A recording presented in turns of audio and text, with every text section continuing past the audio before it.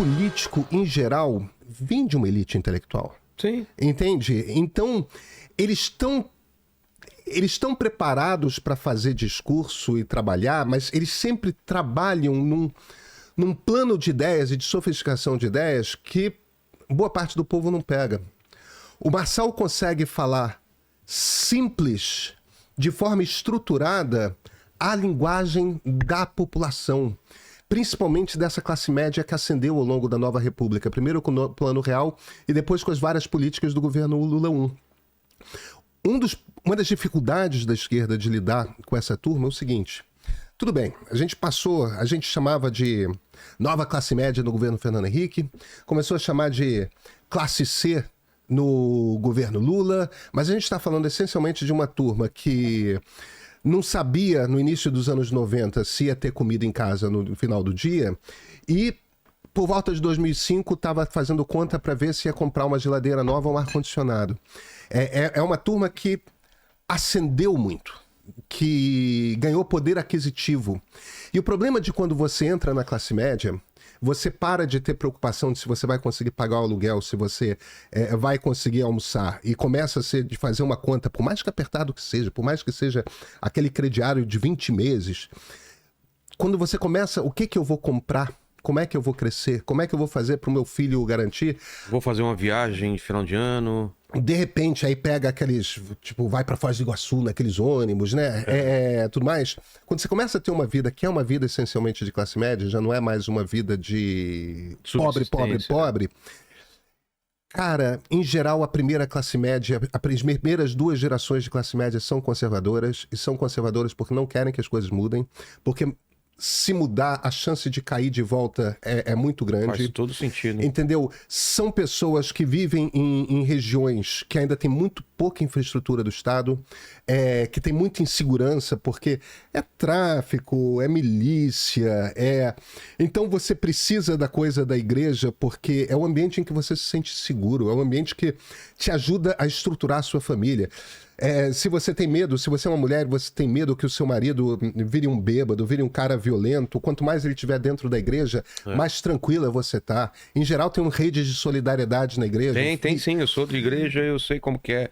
As pessoas se ajudam mesmo, cara. É isso, cara. Então, tem um valor imenso nesse tipo de coisa. As pessoas valorizam isso porque esse tipo de estilo de vida organiza a vida e traz paz uma vida que é difícil, compadre.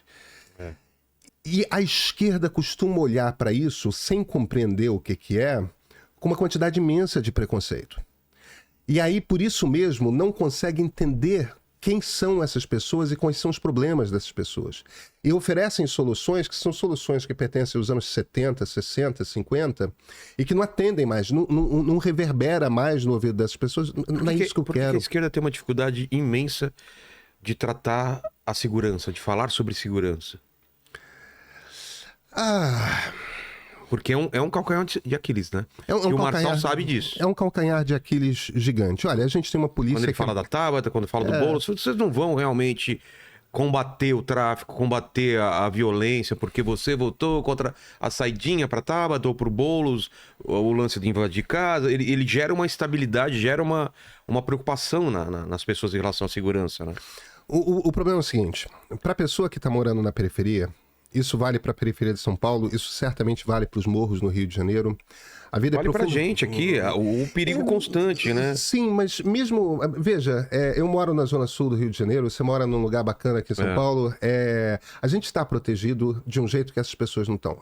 Muitas dessas pessoas vivem em territórios que são ocupados, em que quem manda mesmo é o dono do morro, a milícia, a milícia, é o traficante, é o PCC, entendeu? Certo. É o Comando Vermelho, seja lá o Estado não chega lá. O Estado só chega fingindo, né? É por fingimento. Para essas pessoas, o problema da segurança é muito concreto. Tá.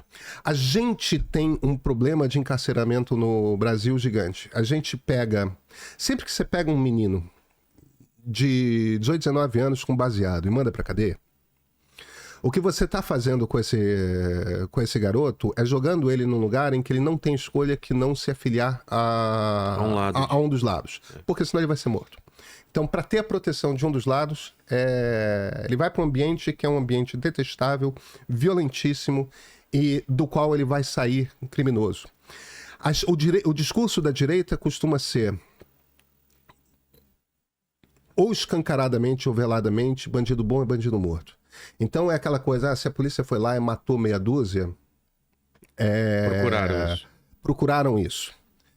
As famílias que vivem lá sabem e têm consciência de que muitas vezes os garotos são inocentes. Às vezes não são. Muitas vezes esses garotos que morrem são inocentes. Era um garoto que estava passando e tal, mas para a polícia que sai atirando a ermo é qualquer um. Então a gente tem dois problemas graves de segurança pública no Brasil que contribuem para a insegurança no Brasil, que é, primeiro, uma polícia que é bárbara demais, que é violenta demais, e segundo, a gente prende gente demais à toa, por bobagem. Agora, essa lógica alimenta a criminalidade, e se a esquerda fala esse tipo de coisa, ela perde voto. Então ela prefere se calar. Agora, isso também, Vilela, se torna um problema maior, que você vai, por exemplo, o governo da Bahia. O governo da Bahia é governado pelo PT há alguns mandatos. Governo do Estado, tá bom? É uma das polícias mais... Que é responsável pela segurança. Isso, é uma das polícias mais violentas do Brasil. Ou seja, mesmo quando a esquerda chega ao poder, a prática tende a ser não diferente dos governadores de direita. Então fica todo mundo patinando na questão de segurança, quando você tinha que encarar coisas como, vem cá, maconha tem que ser mesmo ilegal, a gente tem que prender gente como a gente prende gente por causa de maconha. Resolver a Cracolândia aqui. Cara, resolver a Cracolândia. E aí tem essas coisas da esquerda, entendeu? Muitas das pessoas que são dependentes de crack ou de drogas mais baratas que circulam agora na Cracolândia precisam de internação psiquiátrica. Elas perderam a capacidade de tomar decisões a seu respeito. Aí a esquerda vem com aquela coisa de não pode prender, não pode botar contra a vontade e tal. Cara, tem uma hora ali que você tem um problema grave de saúde pública. De novo, igreja evangélica nessas horas, às vezes é muito eficiente para tirar o cara do negócio. Então, ONGs evangélicas sérias podem ajudar nesse processo de recuperação de gente. E a esquerda é contra esse tipo de coisa. Não, tem que ser um trabalho social, tem que ser leve e tal. Você precisa de uma gama de... Isso é uma coisa que a Tabata fala, tá? Até porque a Tabata tem uma experiência de vida com isso, né? Por conta das dificuldades do pai dela e tal. Então, a gente precisa... A esquerda precisa um pouco se livrar dos seus dogmas e vir para o século XXI. Agora, eu estou falando tudo isso, as pressões antidemocráticas no Brasil não vêm da esquerda, as pressões antidemocráticas no Brasil vêm da direita. Também não dá para apagar isso. E como a gente... Vamos fazer agora dar alguns passos para trás. Como a gente chega nesse momento que a gente está em relação ao Brasil? Da onde a gente vem desde o final da ditadura, redemocratização, direta-já, tudo aquilo, e como a gente para onde a gente está? Você tem uma leitura disso? Vou fazer uma linha do tempo para o pessoal? Tenho. Vamos lá. A ditadura militar destruiu o Brasil. Não tô falando de tortura. O milagre econômico foi custar lá na frente muito pra gente. Cara, demais. Foram de uma incompetência econômica atroz. Uma dívida externa absurda. Você tem memória, como eu tenho, do tempo da hiperinflação. Eu já ganhava salário quando acabou a hiperinflação. A pessoa falava que valia mais a pena você pegar um táxi do que um ônibus, sabe por quê?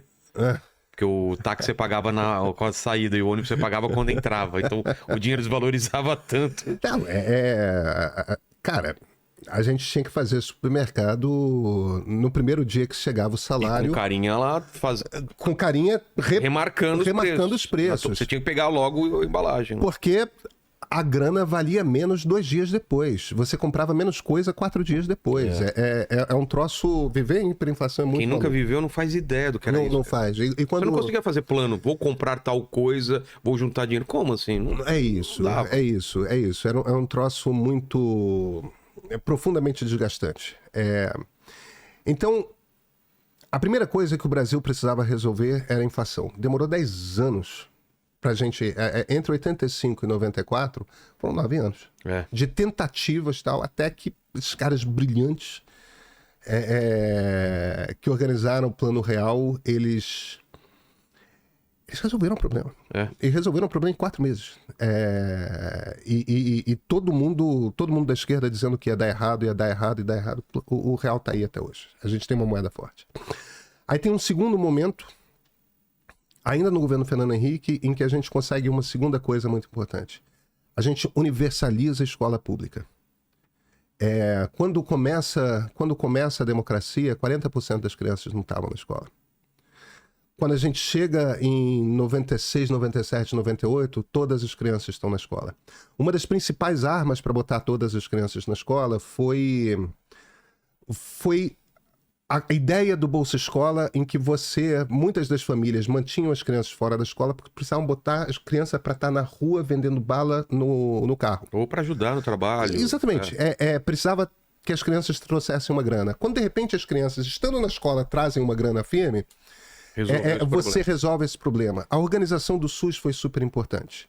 A organização do SUS, se você não fosse servidor disso, servidor aquilo, você não tinha... Cada hospital era de um grupo profissional. E era muito difícil você ter acesso ao hospital público. Quando toda a rede virou uma coisa só, e você, como cidadão brasileiro, pode entrar em qualquer hospital e ser atendido, você facilitou o atendimento à saúde a uma quantidade imensa de pessoas.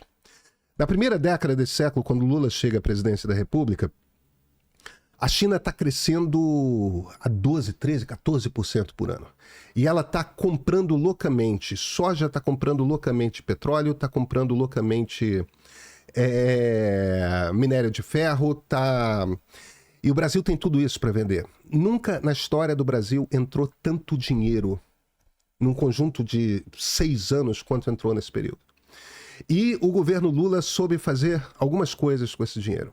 Uma das coisas que eles souberam fazer com o dinheiro foi quitar a dívida externa e botar reserva em dólar. A partir do momento que o Brasil tem 200, 300, 400 milhões de dólares no caixa, isso quer dizer que se o dólar começa a flutuar muito, a gente não é afetado. O país, você olha para a Argentina que fica tomando surra o tempo todo, isso não acontece com a gente porque a gente tem reserva, que foi uma reserva construída nesse período, que era o período do ministro Antônio Palocci. E o Bolsa Escola se tornou Bolsa Família, vários outros programas sociais ajudaram junto com o Real foi o programa na história do Brasil que mais tirou gente da pobreza da história. Só de a moeda ficar estável. Aí o governo Lula agora é parelho, tá? Dependendo da conta, o número de pessoas que saíram do governo da pobreza no governo Lula ou no governo Fernando Henrique, uns dizem que é um pouco mais no Lula, outros dizem que é um pouco mais no Lula, mas meio que não importa. Desculpa, no Fernando Henrique. Mas meio que não importa, porque no fim das contas, nunca se tirou tanta gente da pobreza quanto se tirou nesses primeiros anos. Então, quando você chega em meados do segundo governo Lula, a gente tinha aquela impressão de que o Brasil estava decolando, porque o Brasil estava decolando. Era uma situação muito boa. Não, espetacular. Agora, primeiro, eles começam a gastar mais dinheiro do que entra. Tá? Isso ainda no segundo governo Lula, e quando chega Dilma acelera o troço a toda.